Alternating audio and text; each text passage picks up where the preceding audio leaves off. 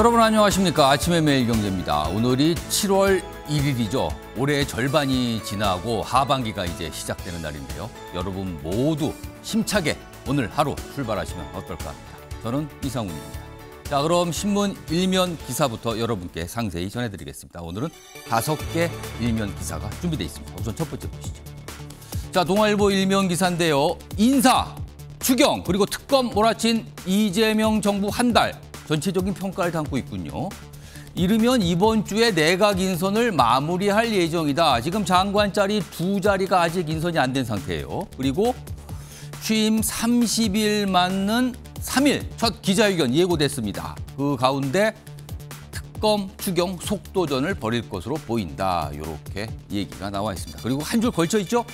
야당의 목소리 좀 더 귀 기울여야 된다. 이런 지적도 일각에서 나온다. 이렇게 좀 적고 있습니다. 자, 다음은 중앙일보 일면 좀 확인해 보겠습니다. 아래쪽에 있군요. 정부 5강 주재대사에 2주 내에 귀국하라 이렇게 지시를 했다는 겁니다. 5강 대사입니다. 어딜까요? 미국, 일본, 러시아 그리고 유엔 대사 중국인데요. 중국 주재대사는 이미 귀임을 했다는 얘기입니다. 그렇다면 왜 2주 내에 돌아오라고 얘기를 했을까요? 여기 한 줄이 딱 적혀 있습니다. 윤 정부 때 임명된 대사들 교체 수순으로 해석이 된다는 겁니다. 정권이 바뀌었다. 이런 의미 중에 하나일 겁니다. 다음은 조선일보 확인입니다. 정성호 법무부 장관 후보자입니다. 어제 이 기사 참 많이 다뤄졌어요. 이렇게 얘기를 했다고 합니다. 야당도 납득할 검찰 개혁을 추진하겠다. 이렇게 밝혔습니다. 친명 핵심이죠. 그래서 많은 주목을 받고 있습니다. 그리고 검찰 개혁에 대한 임무를 맡고 있다. 이렇게 알려졌는데요. 야당도 납득할 만한 수준의 검찰 개혁. 그럼 뭔가 설득 작업이 많이 있을 것 같다. 이렇게 예상이 됩니다. 다만 검찰청 이름 유지는 쉽지 않다. 뭔가 변화가 꽤 있을 것 같다. 이것도 동시에 예고했습니다. 다음은 한국일보 확인해 보죠. 야당도 태세 전환을 했다. 코스피 3천 넘어가 있죠, 지금. 이 코스피 3천에 힘받은 상법 개정안입니다. 자, 상법 개정안. 지금 민주당이 강하게 추진하고 있고 국민의힘은 그동안 반대 입장을 견지해 왔습니다. 그런데 뭔가 변화가 생겼나 봅니다. 여당은 재개 간담회를 열어서 뭔가 의견 수렴했는데 야당은요, 그동안 반대 입장을 냈던 야당은 개미 표심을 의식해서 전향적으로 검토한다. 입장 변화가 생긴 겁니다. 이런 가운데 3일 또는 4일 본회의에서 처리될 것이 유력하다. 이런 내용 담고 있습니다. 마지막으로 매일경제 확인해 보겠습니다. 이쪽에 있습니다. 요즘에 부동산 기사 참 많이 나오는데요. 역시 일면에 담겨 있습니다. 서울 4채 가운데 한 채는 지방에서 원정 매수를 했다. 올해 들어서 1월부터 5월까지 서울에서 팔린 아파트, 연립주택 등 이른바 여러 채가 같이 있는 이런 집들이 얼마나 많이 팔렸는가 따져보니까 이런 현상 나타났답니다. 불장 5개월간 16,000건을 지방에서 원정 매수한 것으로 파악이 된다는 겁니다. 그렇다면 서울의 집은 꼭 서울과 수도권에 계신 분들만 사는 게 아니라 지방에서도 많이 산다. 이런 분석이 또다시 한번 확인이 된 겁니다.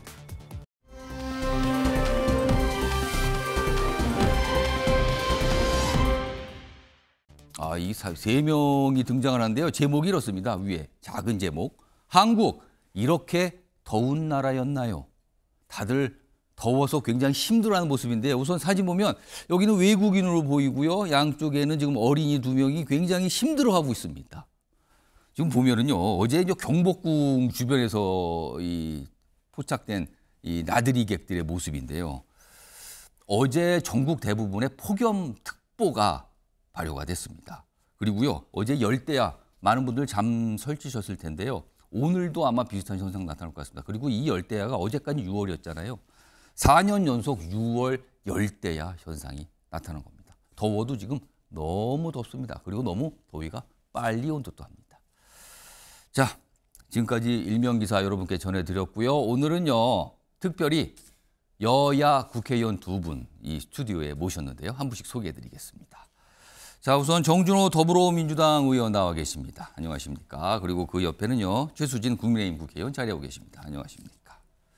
자, 그럼 본격적으로 아침의 매일경제 시작해 보겠습니다.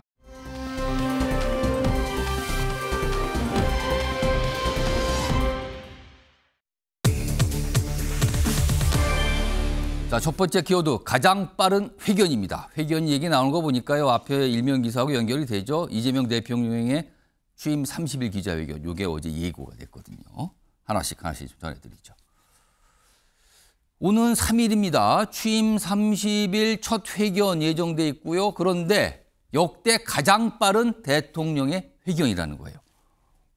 통상 역대 대통령의 기자회견 날짜를 좀 따져보면 통상 100일 정도 지났을 때 했다는 겁니다. 취임하고 나서 30일은 굉장히 빠른 거죠. 근데 앞당긴 걸로 보이고요. 그리고 형식은 타운홀 미팅. 그러니까 뭔가 이렇게 어떤 자리에 모여서 동그랗게 앉아서 서로 편하게 얘기를 주고받는 형식이 될 것 같다. 그런데 그러면 이렇게 빨리 잡고 타운홀 미팅을 형식을 가져가는 이유는 무엇일까요? 현안 파악에 자신감을 나타내는 거 아니냐. 이렇게 또 해석도 돼 있습니다. 그래서 이 회견을 통해서 여러 가지 조언을 듣고자 한다. 이런 의미 부여까지 돼 있는데요. 자, 어제 대통령실 대변인이 이와 관련한 설명을 짧게 내놨습니다. 확인해 보죠. 이재명 대통령은 취임 30일을 맞는 오는 7월 3일 오전 10시 기자회견을 갖습니다. 기자들과 보다 가까이 소통할 수 있는 타운홀 미팅 형식으로 진행됩니다. 이번 기자회견은 인수위 없이 출발한 이재명 정부의 국정운영 조기 안착을 알리고 앞으로의 국정운영 방향과 주요 정책 등에 대해 활발히 소통하는 자리로 마련될 것입니다. 자, 정준호 의원님. 우선 가장 궁금한 게 30일 정도밖에 지나지 않았는데 기자회견을 잡는 거예요. 물론 기자회견이라는 거는 늘 필요합니다만 역대 대통령과 비교해보면 100일 정도 지났을 때 보통 했는데 지금 30일밖에 지나지 않는데 기자회견을 빨리 연다는 겁니다. 어떤 이유입니까? 많은 분들이 이걸 좀 궁금해 하시더라고요.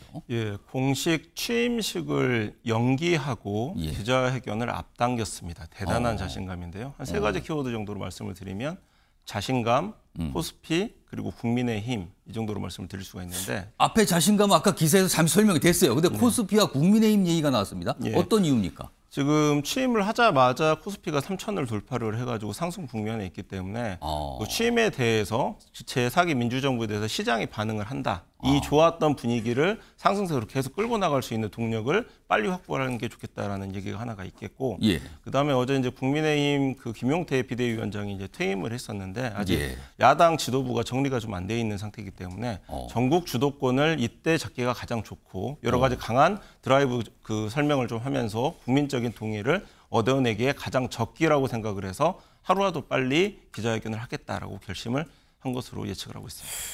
지금 정준호 의원 말씀을 곰곰이 옆에서 최수진 국민의힘 의원께 듣고 계시는데 지금 이유 중에 하나가 국민의힘 사항이에요. 국민의힘이 뭐가 지금 리더십이 정리가 안 된 상태인데 이재명 대통령이 주도권을 갖고 끌고 가기 위해서 이렇게 기자회견을 빨리 여는 것 같다라는 해석을 해 주셨거든요. 최수진 의원께서는 그 부분 어떻게 좀 판단하십니까? 저희가 사실 정리가 안 됐다고도 얘기할 수 있지만 어제부로 저희는 지금 새로 출범을 하는 비대위 구성이 이미 됐고요. 예. 그리고 그거에 대한 준비는 계속 해왔습니다. 그리고 지금 우리 원내대표 송원석 대표님이 일단 원내 구성을 했고 이어서 비상위까지 맡으면서 예. 저희가 아주 가열차게 다음을 준비하고 있고 그 혁신위 구성도 같이 하고 있습니다. 예. 그러면서 저희가 지금까지 저희 선거에서 있었던 문제점 그리고 우리 당의 쇄신안 이런 것들이 급속도로 진행될 거라고 생각합니다. 그래서 우리 이재명 대통령 많이 긴장하셔야 될 것 같습니다. 리더십의 공백이나 뭐가 지금 정리가 안 된 게 아닙니다라고 반박을 해주셨어요. 아무튼 이유상 하나로 정준호 의원께서는 국민의힘 상황이 기자회견을 빨리 하는 이유다. 그러나 최수진 의원께서는 그런 거 아닙니다. 우리 당 그렇게 녹록하지 않아요. 긴장하세요. 이렇게 좀 반박을 해주셨는데 기자회견과 관련된 내용 그리고 최근에 이재명 대통령의 활동과 관련된 내용 이어가 보죠. 다음 보겠습니다.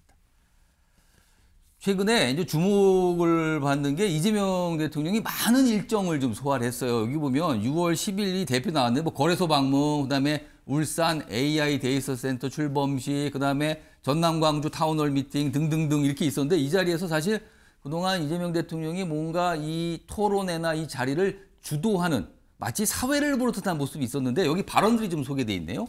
여기 보면 6월 10일 한국거래소 방문 당시인데요. 편하게 해요. 형이라고 생각하고요. 이런 얘기를 대통령이 하면서 회의가 진행이 된 거예요. 그리고요.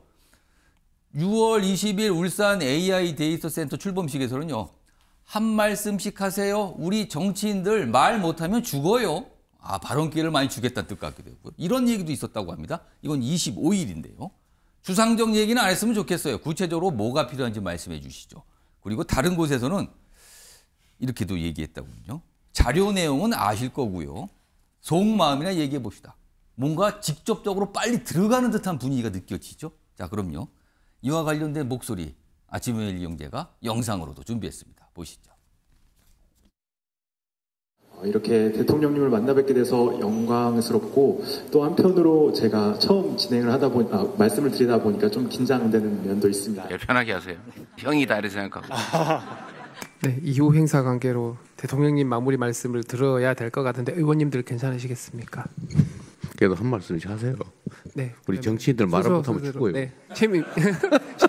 지금 이제 시장님께서 아니 뭐 이런 계획을 가지고 있다 이런 거 말고 계획은 좋은데 내가 그 설명 듣자는 게 아니고 뭘 하면 지역 광주나 전남이 먹고 살 길이 생긴다. 그 얘기를 해보세요. 제가 오늘 듣고 싶은 거는 정부가 뭘 해주면 되냐. 자, 최수진 의원. 네. 야당 의원으로서 어떻게 좀 평가하세요? 여러 가지 모습이 나타났습니다. 어떻게 좀 보셨습니까?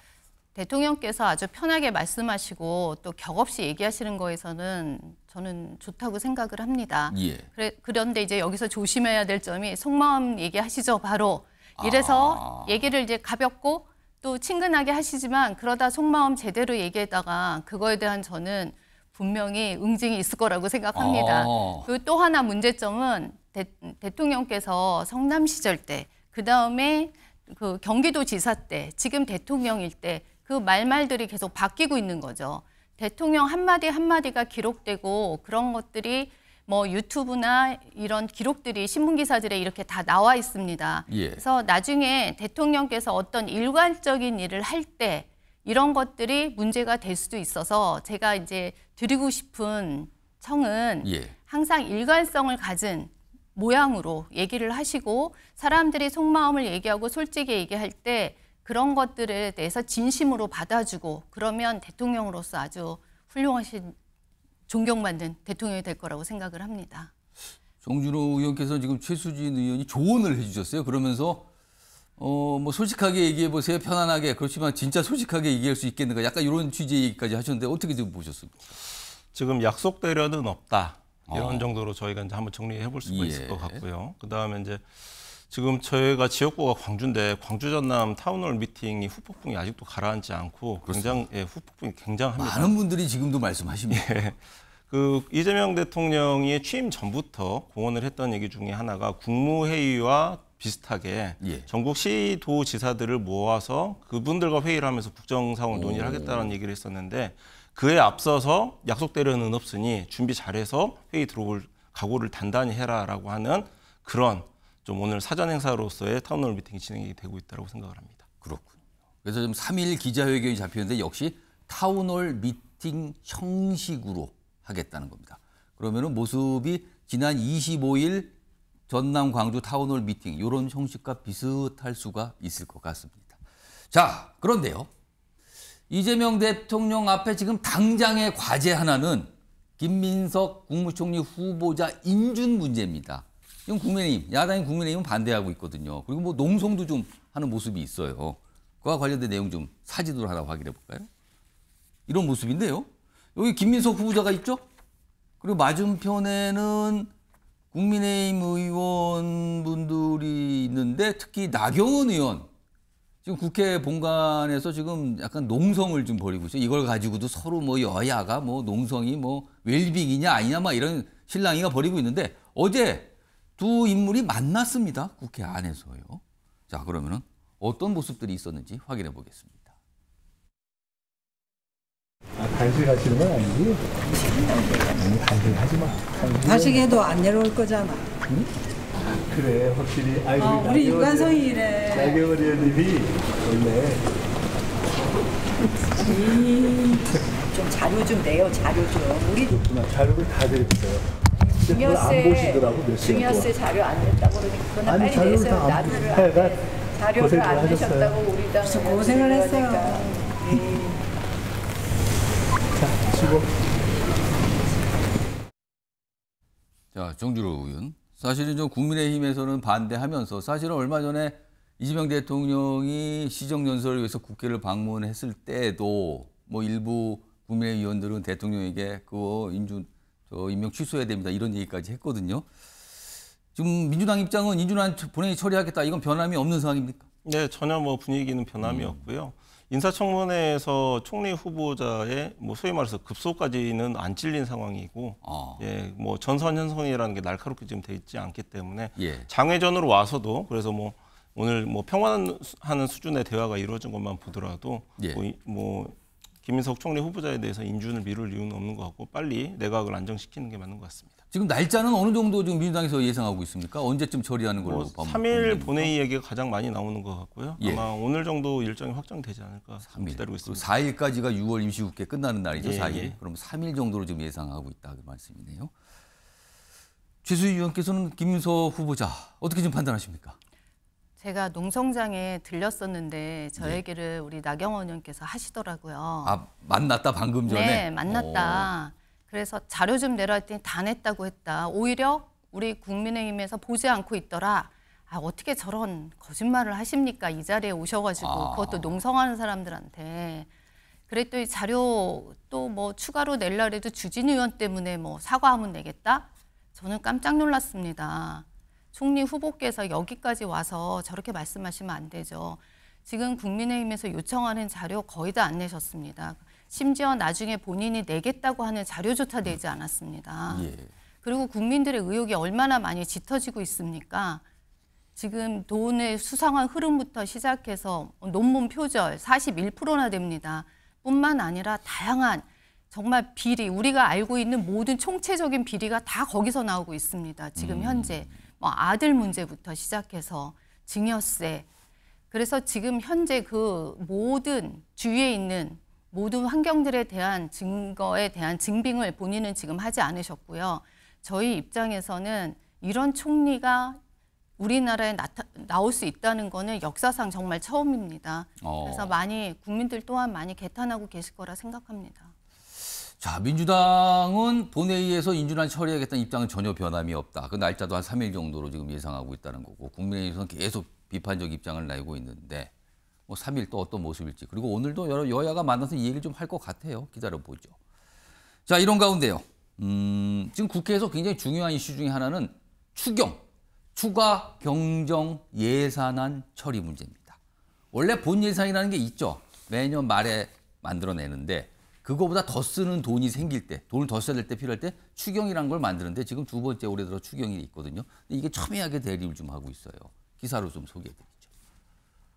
이재명 정부 첫 추경안 심사가 이제 이뤄지고 있습니다. 어제 오늘 이틀간 일정을 잡았는데 지금 이런 얘기들이 서로 설전으로 오가고 있죠. 이거 민생에 긴급 수혈을 하기 때문에 빨리 처리해야 됩니다. 그러자 야당에서는 이거 무슨 소리입니까? 가만히 듣고 보면 무슨 지원금 그러는데 대통령 취임 선물 같거든요. 이렇게 충돌하고 있다는 거죠. 조금 더 보죠. 예결위에서 이 추경을 다루거든요. 종합정책질이 어제 있었는데 국민의힘 요구 받아들여 오늘까지 일단 이틀간 열기로는 여야가 합의를 했어요. 민주당은 야당이 좀 협력해 주세요. 그러면서 3일 뭐 아니면 4일 얘기도 나와요. 본회의 처리하겠다는 방침인데 지금 야당에서는 이거 안 됩니다. 이거 뭔가 퍼주는 거 아닙니까? 이렇게 해서 반발하고 있거든요. 자, 그럼 어제 있었던 여야의 추경과 관련된 목소리 들어보겠습니다. 민생을 위하는 척하며 표심을 사로잡으려는 재정 포퓰리즘의 시작이자 당선 축하금 등의 비판이 나오고 있는 것도 잘 알고 계시죠. 그러면 재정을 풀 때 안 풀어서 민생 경제가 파탄이 나고 경제가 침체된 책임은 그 당시 정권을 담당했던 국민의힘 정권 윤석열 내란 정부가 어떻게 책임지려고요? 추경안 한 30조 좀 더 되죠? 근데 핵심은요, 그중에 이름이 이렇습니다. 민생회복 지원금.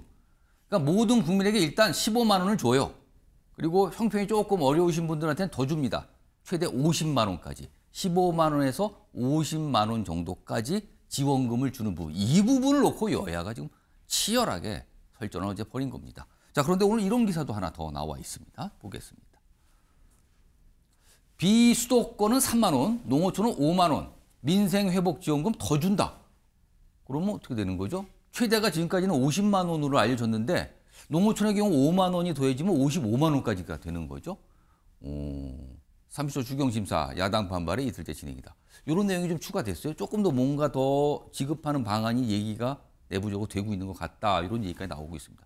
심사가 진행 중이니까 아마 민주당이 반영을 하려는 것 같다. 이런 내용의 기사거든요. 이 얘기 좀 해보겠습니다. 최수진 의원. 추경, 특히 이 지원금, 민생회복지원금, 이게 지금 처음에 한 대립인데 이거 어떻게 좀 판단하고 계십니까? 지금 30조를 이번에 추경을 하면서 그중에 13조를 뿌리겠다는 거잖아요. 그러니까 저희가 생각했을 때 그것들에 대해서 다 국채 발행으로 결국 가는 겁니다. 예. 국채 발행이라는 거는 국민의 빚이 되는 거고요. 예. 그 암만 선택적이라고 해도 일단 15만 원 국민들한테 전체 다 뿌립니다. 그럼 국민당 1인당 그 국채랑 계산했을 때 약 45만 원의 빚을 내는 거죠. 그러면 이 빚들이 결국은 우리가 지금 1,300조까지 국가 빚이 올라가고 있습니다. 예. 뭐 김민석 후보 청문회도 나왔지만 GDP 대비 지금 48%입니다. 그런 이런 것들이 미래 세대한테 어차피 갈 거고 예. 이런 것들이 그러면 소비 진작 효과가 그렇게 있냐? 그런 얘기를 하면 실제로 효과도 없습니다. 뭐 지금 전문가들도 한 0.1% 주는 거 대비 너무 예. 미비하다. 그리고 그건 너무 일시적입니다. 그러니까 저희는 그거를 다 뿌리고 이런 돈으로 쓰지 말고 예. 정말 앞으로 민생을 위하는 돈에 쓰고 취약계층에 주자는 것이 저희의 주장입니다. 그러니까 예를 들어서 저희 근로장학생들 같은 경우 지금 그 예산이 팍 줄었어요. 그러면 지금 아이들이 한 14만 명 정도가 그 장학금을 못 받아요. 일하면서 예. 받는 근로장학금 예. 같은 거. 그다음에 지금 임금 체불이 엄청나게 많아요. 예. 그런데 좀 보조해주고 취약계층이 일자리를 찾을 수 있도록 공공사업을 좀 만들어주고 예. 그런 일들을 하는 게 훨씬 국가 재정과 국민들 민생의 삶이 훨씬 나아질 거라는 게 저희의 주장입니다. 그럼 지금 이번에 추경 규모가 30조가 조금 더 되거든요. 그러면 국민의힘에서는 추경 규모 자체에 대한 반대 의견은 없습니까? 그거는 괜찮다고 보시는 겁니까? 규모 자체는? 규모를 어떻게 쓰냐의 효율적인 문제라고 생각을 합니다. 예. 그리고 또 이번에 너무 화가 나는 거는 우리가 바로 예결위가 금요일 날 구성이 됐어요. 예. 그런데 월요일 날 하루 만에 이거를 심사하라는 거예요. 예결위원이 50명이에요. 예. 10분씩만 해도 얼마입니까? 그래서 이런 식으로 돈을 그냥 계획도 없고 앞으로의 어떤 문제점이나 이런 것들에 고찰할 시간도 없이 형식적으로 이렇게 통과하는 거는 말이 안 된다고 생각합니다. 자, 옆에서 곰곰이 듣고 계셨던 정준호 의원께 약간 반박할 시간을 좀 드려보겠습니다. 지금 뭐 민생회복지원금 조금 뭐 늘리는 듯한 이런 분위기도 있는 것 같아요. 지금 국민의 일각에서는 이거 당선 축하금에 이런 비판까지 내놓고 집중을 해줘야지 왜 이렇게 자꾸 보편적으로 그냥 주냐. 이게 사실 골자입니다. 비판의 골자. 지금 어떻게 좀 민주당은 대응을 하고 계십니까? 그 계엄과 내란의 긴 터널, 6개월 이상 됐던 긴 터널을 지나서 이제 새 정부가 이제 출범을 했고요. 예. 이제 IMF 때보다 실제 체감이 더 좋지가 않다라는 얘기가 많이 나올 정도로 어려운데 이 타이밍에 지금 정부가 해야 될 거는 소비 심리를 진작시키는 거일 수밖에 없습니다. 예. 아까 말씀하신 뭐 근로장학금이라든 이런 부분들보다는 이런 식으로 차라리 이미 코로나 시절부터 증명이 됐었던 예. 전 국민에 대한 좀 민생회복 지원금 지급을 통해서 일시에 소비 심리를 좀 진작을 시켜가지고 경기에 대한 그 전망 자체를 좀 바꿔놓을 필요가 있기 때문에 저는 불가피한 추경이다. 불가피한 민생회복지원금 결정이다라고 생각을 하고 있습니다. 오늘도 이 추경과 관련 여야의 논의가 이어지는데 역시 치열한 공방설전 아마 다른 이슈까지 또 이렇게 좀 옮겨가지 않을까 싶기도 합니다.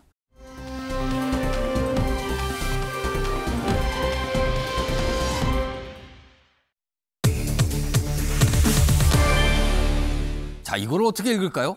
0점 또는 빵점이라고도 통상 읽기도 하죠. 어제 국민의힘 내부에서 나온 목소리였습니다. 0점 빵점입니다. 확인해 보죠. 떠나는 김용태 비대위원장, 어제로서 이제 임기가 끝났습니다. 그러면서 이런 말을 남겼죠. 국민의힘 개혁은 빵점입니다. 스스로 평가를 해보니까 빵점이었다는 거예요. 그리고 오늘부터는 송원석 비대위 체제로 가게 되는 겁니다. 원내대표죠? 송 원내대표. 근데 비대위원장을 전 겸직하게 됐습니다. 당분간 겸직하게 됐습니다. 그러면 뭐 여러 가지 이제 향후에 뭐 전당대회, 뭐 당대표 선출, 뭐 이런 또 숙제가 남아 있어요. 그러면서 이런 얘기를 남겼습니다. 송 비대위원장이 당 황골 탈퇴 거듭나게 노력할 것이다. 이런 각오를 밝혔습니다. 근데 일각에서는 김용태 비대위원장 취임 때도 이런 비슷한 얘기를 했다. 근데 결국에는 임기 다 끝났을 때 빵점이라고 자평을 했다. 이런 부분을 또 주목을 받고 있어요. 자, 그럼 어제 김용태 비대위원장이 떠나면서 남긴 말, 뭐 기사에도 소개됐지만 다시 한번 영상으로 확인해 보겠습니다.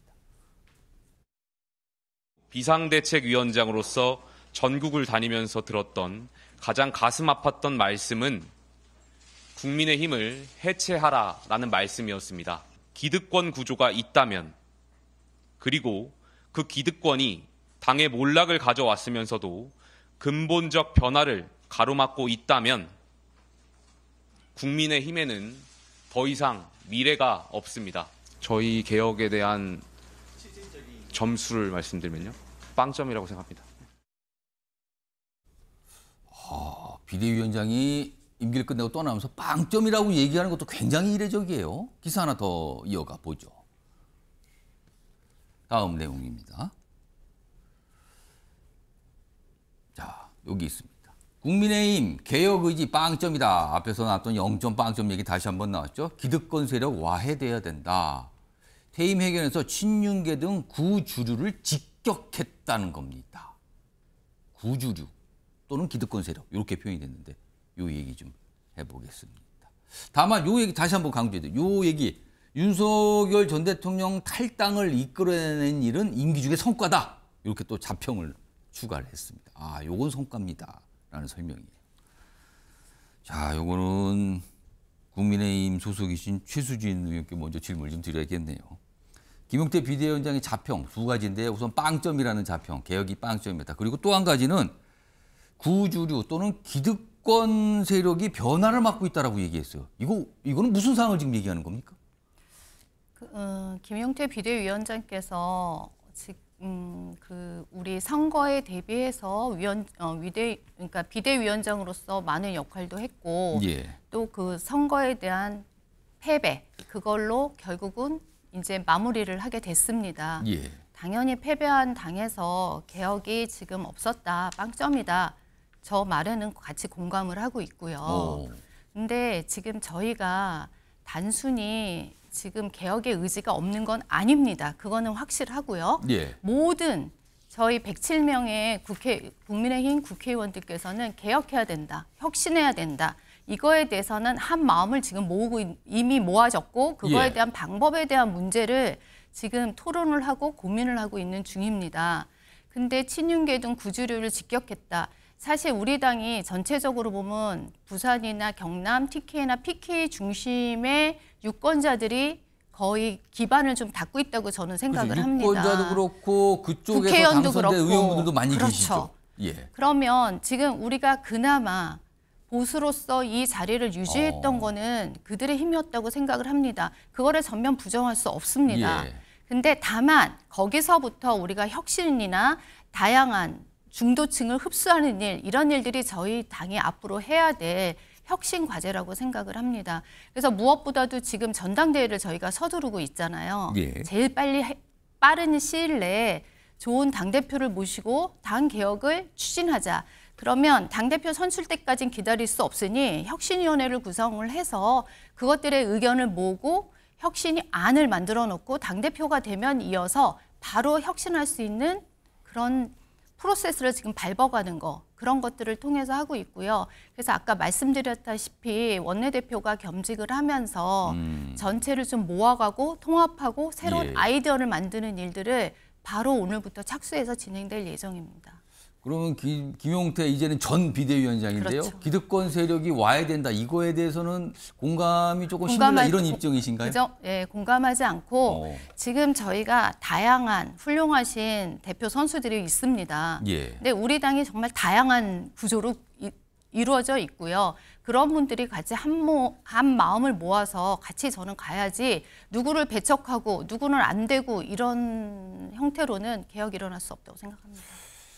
자, 민주당 소속이신 정준호 의원. 최근에 이 정치권 관련 기사를 가만히 보면은 민주당은 큰 문제 없이 그냥 당권 도전 진행이 중이고요. 또 주로 이제 이재명 대통령이 워낙 주목을 받고 있는 상태에서 민주당 관련해서는 별다른 얘기가 없이 있어요. 근데 다만 상대적으로 국민의힘은 여러 가지 약간 진통도 보이고 여러 모습이 있어서 오늘도 기사도 많이 다뤄지는데 옆에서 지금 이 기사도 보셨고 최수진 의원께서 말씀하신 것도 들어보셨습니다. 지금 국민의힘 상황 어떻게 읽고 계십니까?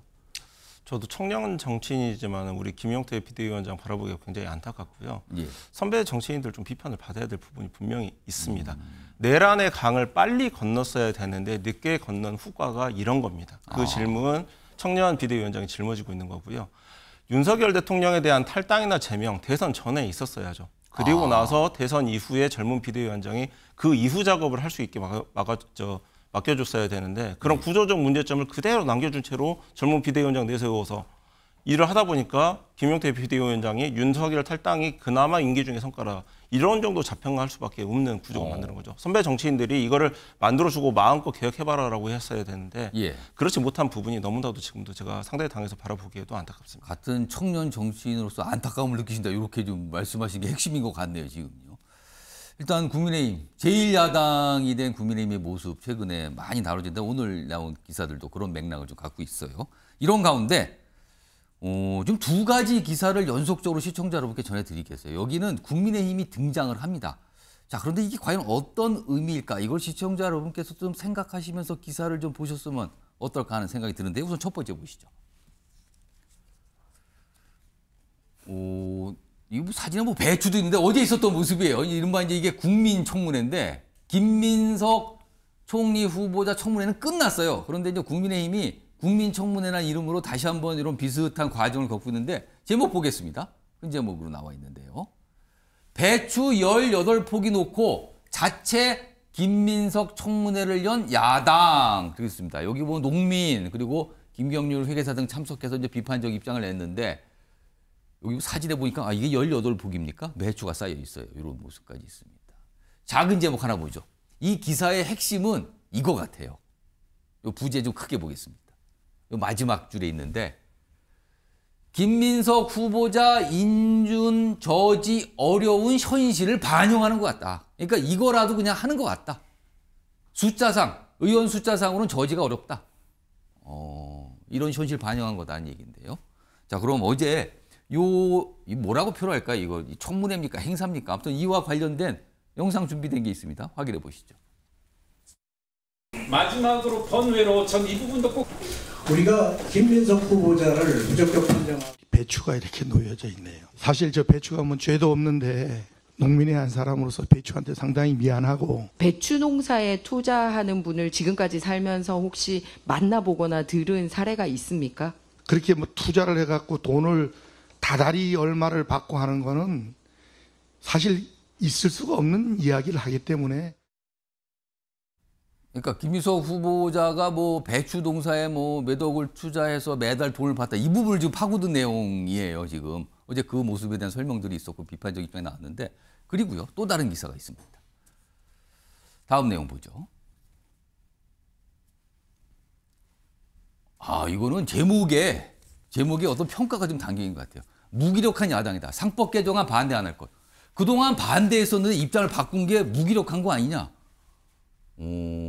야당은 기존 일정대로 처리하겠다는 목표다. 그러다 야당 국민의힘은 전향적 검토 입장을 선회했다. 이거를 무기력하다고 이 기사는 좀 평가를 하고 있어요. 자, 최수진 의원님. 일단 진짜 청문회는 이미 다 끝났습니다. 그러니까 국민의힘의 자체 청문회, 국민청문회 이름으로 자체 청문회를 지금 어제 열었고요. 그리고 이 상법 개정안에 대해서는 입장을 바꾼 겁니다. 지금 달라졌어요. 이걸 놓고 여러 가지 지적, 이른바 여당에 끌려다니는 거 아니냐? 무기력한 거 아니냐? 이런 시각도 나오는데 이거 어떻게 좀 보십니까? 우선 우리 국민청문회. 국민청문회를 했던 이유는 저희가 국회의원들이 계속 지적하는 것들에 대해서 지금 더불어민주당이 계속 반박을 하잖아요. 오히려. 그런데 실제로 그러면 국민들이 생각하는 건 뭔지 우리가 한번 들어보자. 좀 현실성을 정확히 좀 직시하고 일을 해야 되지 않을까. 그런 식으로 해서 더불어민주당이 억지 부리는 것들에 대해서 저희가 이분들이 얘기하실 멘트 처음부터 하나도 받지 않았습니다. 그 자리에서 저희도 같이 경청을 했습니다. 그래서 농민분을 초청한 것도 그런 이유입니까? 그럼요. 그리고 실제로 거기에서 궁색한 변명으로 배추 농사에서 매달 뭐 450만 원인가 받았다. 예. 이게 우리가 생각해도 상식적으로 말이 안 됩니다. 그래서 농민들한테 물어봤죠. 그랬더니 아주 격분을 하더구만요. 이게 말이 되냐. 이런 일은 본 적이 없다. 자기는. 예. 이런 식으로 하면 안 된다. 얘기를 하고 김경률 회계사님도 오셔가지고 하는 얘기가 그 8억이 아니에요. 실제로 얘기한 것만 10억, 11억이 넘었어요. 이렇게 얘기를 해요. 그 외에 얘기 안 나온 거 우리가 추정할 수 없지만 그거에 대한 증빙은 하나도 안 돼 있습니다. 예. 그리고 뭐 아들 문제도 그 교육 교수님들이 나왔는데 논문에 지도교수 이름 하나 제대로 못 쓴다는 게 말이 됩니까? 본인이 쓴 거 맞습니까? 이런 식으로 해서 실제로 그 분야에 있는 분들이 이해가 안 가는 부분들에서 저희가 했고 이걸 하게 된 배경은 맞습니다. 분명히 인준안 통과될 겁니다. 예. 통과되고 우리가 워낙 그 숫자가 안 되다 보니 예. 저희 헌법이나 국회법상 저희가 저지할 수 있는 방법은 없습니다. 그래서 저희가 이런 것들에도 국민한테 알리고 정확하게 국민들이 판단할 수 있는 기회를 줘야 된다. 저희는 그렇게 생각을 했던 거고요. 상법 개정안 마찬가지 상법 개정안도 저희가 법을 상법을 크게 완전히 지금 다 분리하게 기업들은 분리하고 그 법들이 기업이 생존할 수 없을 정도로 지금 강하게 몰고 나가고 있습니다. 그래서 경제 6단체랑 회의를 했고 경제 6단체에서 저희한테 제안한 거는 어차피 더불어민주당 통과시킬 거다. 저희도 막을 길이 없습니다. 그렇게 얘기를 하더라고요. 그럴 바에는 그 법에 대한 협상을 같이 해줬으면 좋겠다. 좀 더 기업을 너무 몰아세우지 않고 기업도 제대로 성장할 수 있고 주주들도 관리할 수 있는 그런 상법 개정안으로 해서 좀 재계 의견을 모아서 같이 갔으면 좋겠다. 그래서 우리도 그거에 대한 전향적인 검토를 하게 된 것입니다. 상법 개정안 얘기 나오는데 이제 아시는 분도 알지만 좀 생소하신 분도 있어서 내용 중 핵심을 하나 소개해드리면 이겁니다. 그러니까 이사의 주주 충실 의무 이 부분이 가장 강조가 되는 맞아요. 거거든요. 기존에 그러니까 일반 주주들한테도 이것도 책임을 지고 뭔가 충실해야 된다. 그렇다면 주주들이 문제 제기하면 적극적으로 받아들여야 약간 이런 취지가 담겨 있는 건데 이 부분에 대해서 재계에서는 좀 반대 입장을 많이 내고 그동안 국민의힘도 반대했거든요. 자, 정준호 의원님, 특히 이 상법 개정안 국민의힘이 약간 입장을 선회하고 있어요. 요거는 좀 어떻게 좀 보고 계십니까?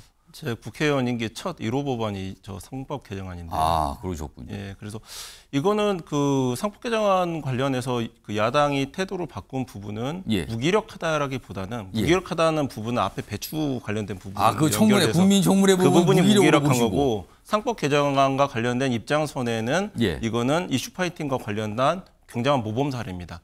꾸준히 거부권을 비롯해서 이렇게 정권을 바뀌어서 일반 시민들의 설득이 돼서 시장에 반영이 돼서 코스피가 3,000을 넘고 거기에 따라서 재계나 야당이 태도를 바꿔가지고 그러면은 상법 개정을 통과시키겠다라는 이 흐름을 왔기 때문에 이 부분과 관련해서는 굉장히 모범 사례로 받아들여야 되고 배추 관련된 청문회 같은 경우에 있어서는 임시 청문회가 이미 다 완료가 된 다음에 수확이 없는 상태에서 이삭죽기성 여론 환기 정도밖에 효과를 기대할 수 없는 저런 국민청문회를 했다는 부분. 그래서 오히려 무기력하다는 부분은 그 인사청문회와 관련된 내용으로 연결지을 수 있을 것 같습니다. 그러니까 민주당은 국민의힘의 상법 개정안에 대한 입장 선회 이건 긍정적으로 평가하신다. 아마 이건 이 정도 갔으니까는 이번 6월 임시국회 때 여야 합의로 처리가 될 가능성이 커진 걸로 일단 보입니다.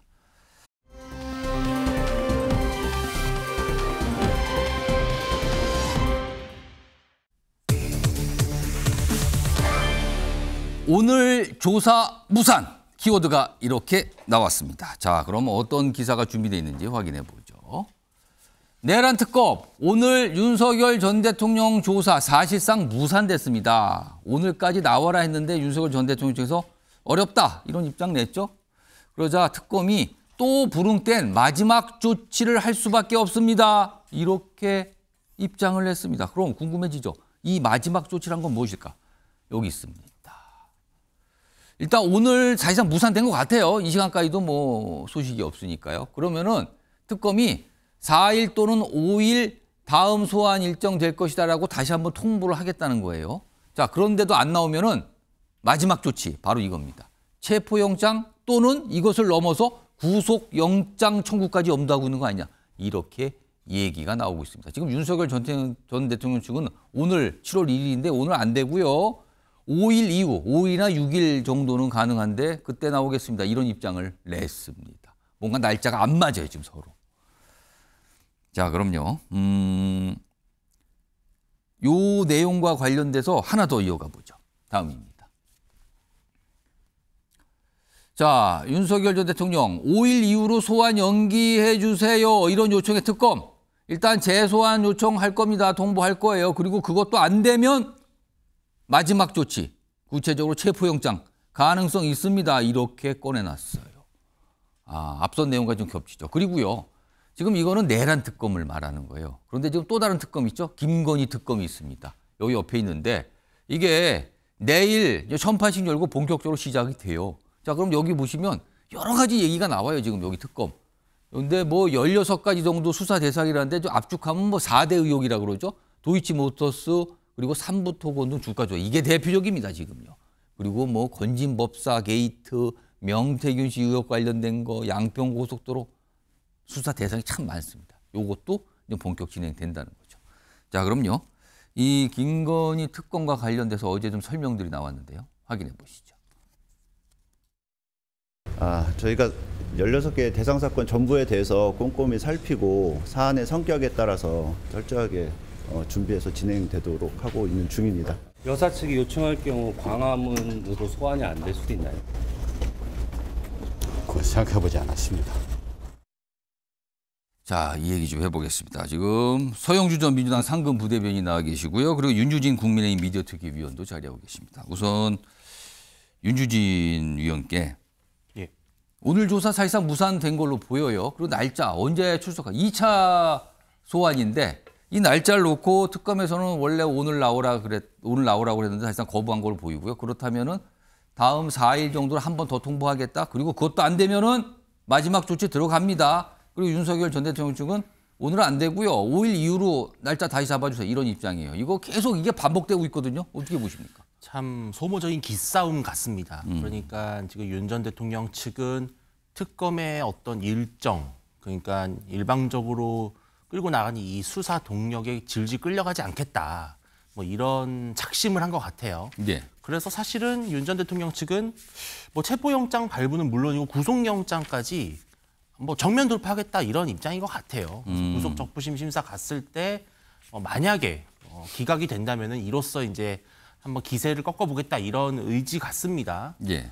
윤 전 대통령이 지금 뭐 소환을 차일피일 미루는 이유 중에 뭐 여러 가지가 있겠지만 뭐 한 가지 타당한 점이라고 볼 수 있는 점은 지금 내란 특검에서 뭐 외환죄라든지요. 이제 북한의 무인기를 날려서 뭐 일부러 뭐 도발을 유도했다 이런 식의 외환죄 혐의까지 추가하고 있기 때문에 이런 부분에 대해서는 좀 더 정밀하게 들여다보고 방어할 수 있는 논리를 개발할 필요는 있을 것 같아요. 예. 그러나 뭐 이틀, 3일 정도의 그러니까 예를 들어서 피의자가 검찰과 특검도 마찬가지고요. 이 소환 일정을 조율하는 게 그렇게 이상한 것만은 아닙니다. 원래 내밀하게 서로 소통하면서 왜냐하면 최적의 타이밍을 고르는 것이 서로에게 좋을 수도 있거든요. 예. 특검 입장에서도 피의자가 답변할 준비가 전혀 안 돼 있는 상태에서 부르게 되면 결국은 조사 불응밖에 안 되고 끝나버려요. 그러면 의미 있는 수사를 할 수가 없는 거죠. 예.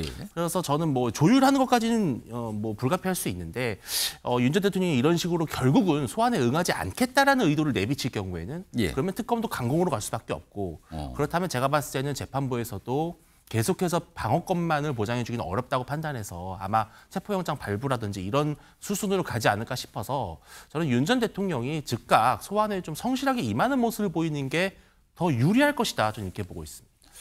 서영주 전 부대변인. 네.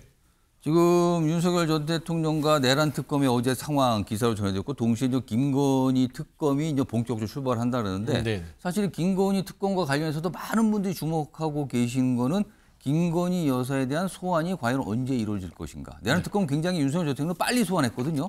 자, 과연 언제 소환일 것인가. 그리고 김건희 여사 역시 윤석열 전 대통령과 달리 소환 일자 또는 공개, 비공개 출석을 놓고 또 여러 가지 요청과 요구, 실랑이가 벌어질 건가. 이게 반복될 것인가? 이것도 많은 분들이 좀 궁금해 계시는데 어떻게 좀 전망하세요? 지금 김건희 씨에 대한 소환에 대한 사례를 김건희 씨의 배우자인 윤석열 전 대통령이 보여주고 있잖아요. 아, 사례를 보여주는 거다 지금. 아, 그대로 보여주는 겁니다. 먼저 지금 하고 있는 거다. 이렇게 대응하는 거야. 이렇게 해야만 특검에 끌려가지 않고 기죽지 않고 갈 수 있으니까 잘 봐. 저는 그거라고 봅니다. 사실상 본인도 검사를 해봤고요. 검찰총장까지 해봤기 때문에 검사의 수사에 이렇게 중범죄를 저지른 피의자가 이런 무리수를 둬가면서 언론의 주목을 높인다는 건 본인의 재판이나 조사에 득이 안 된다는 건 누구보다 잘할 겁니다.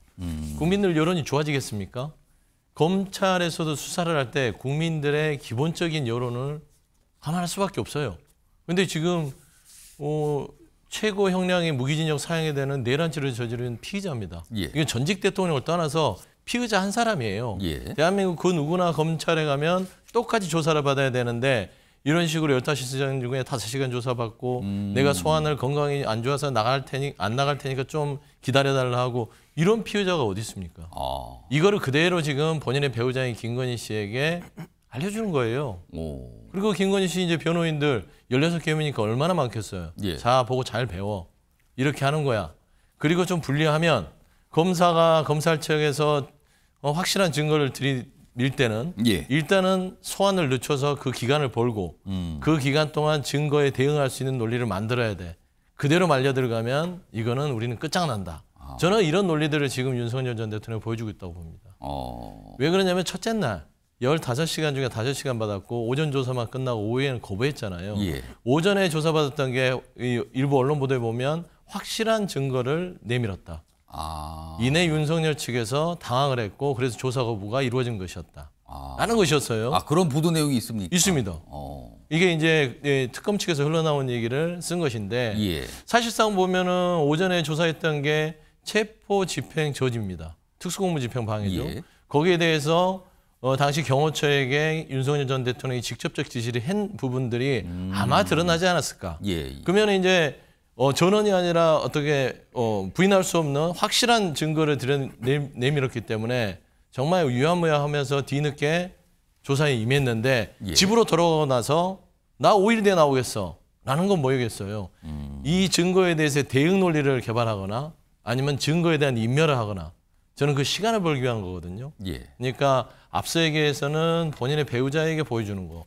두 번째는 본인의 검찰의 증거에 대응하기 위한 거. 이 두 가지 측면이 다 있는데 국민들 보기에는 피의자, 그것도 중범죄를 저지른 피의자가 이렇게 하는 거 국민들은 굉장히 골성사나울 것이다.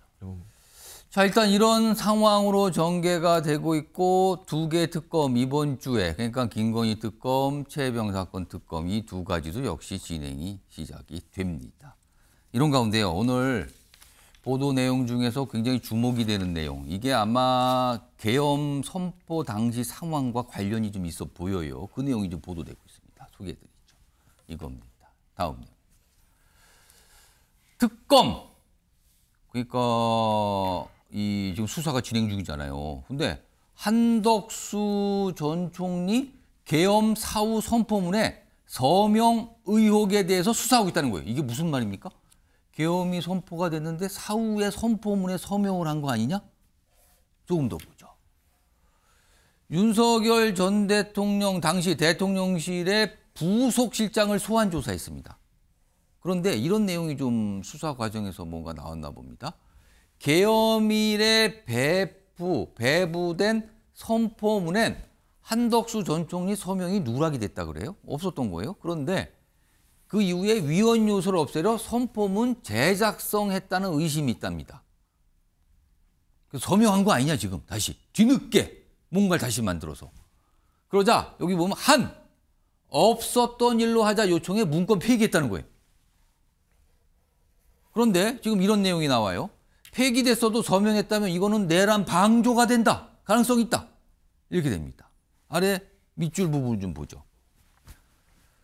이게 지난해 12월 5일 강의구 전 대통령실 부속실장이 한덕수 전 국무총리와 통화한 사실을 확인한 뒤 지난 2월 강 전 실장을 소환 조사했다. 근데 이런 내용이 뭔가 있다는 거예요, 지금. 이게 뭔가 좀 새롭게 좀 제기되는 이슈 같은데 자, 이 얘기 좀 해보죠. 우선 이거 소영주 전 부대변인 이거는 어떻게 좀 이해되는 걸까요? 지금 이 상황은 또 그냥 쉽게 설명하면 한덕수 전 총리의 그동안의 주장이 좀 거짓이었다는 게 드러나는 부분 아닐까 싶습니다. 지금 한덕수 전 총리도 내란과 관련된 혐의로 지금 수사를 받고 있는 상황이고요.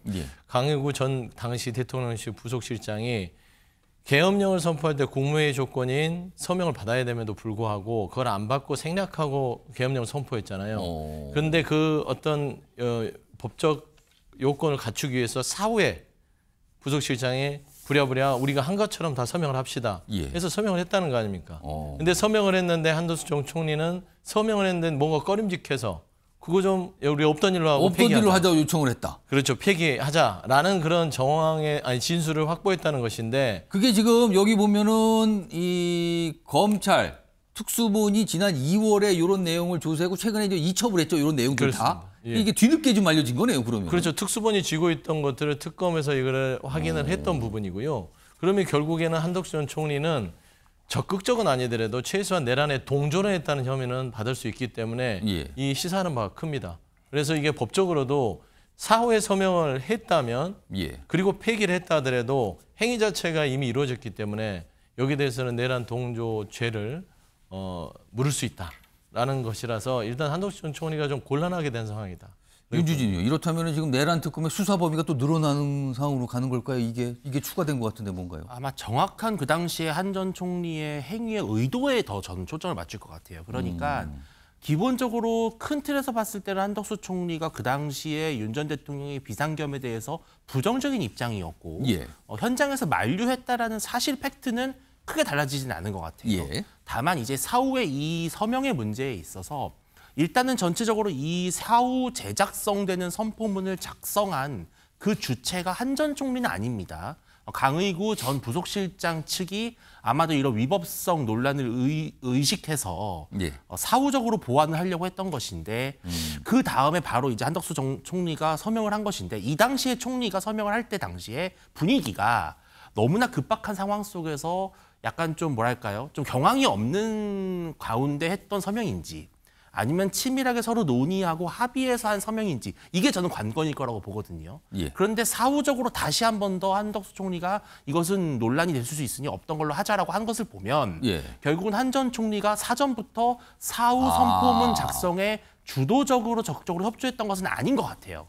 만약에 그래서 특검에서 봤을 때 이것이 그 당시 분위기상 일단은 서명을 했다가 곧바로 이것을 시정하려고 노력한 부분이 있다면 그렇다면 저는 뭐 내란 동조까지는 좀 어렵고 다만 문서로 한다라고 하는 우리 헌법상의 그런 계엄 선포 과정의 절차상의 위법에 대해서는 아마도 한 전 총리에게 다소의 책임을 묻지 않을까 뭐 그 정도로 저는 추측하고 있습니다. 그러니까 이게 계엄이 선포됐던 지난 12월 3일 밤 상황인 것 같아요. 아마 그 자정 그 무렵까지의 상황인 것 같은데 지금 특검이 이 부분까지 보고 있다. 이런 내용을 검찰로부터 이첩받아서 보고 있다. 이런 기사오는 꽤 많이 실려 있습니다.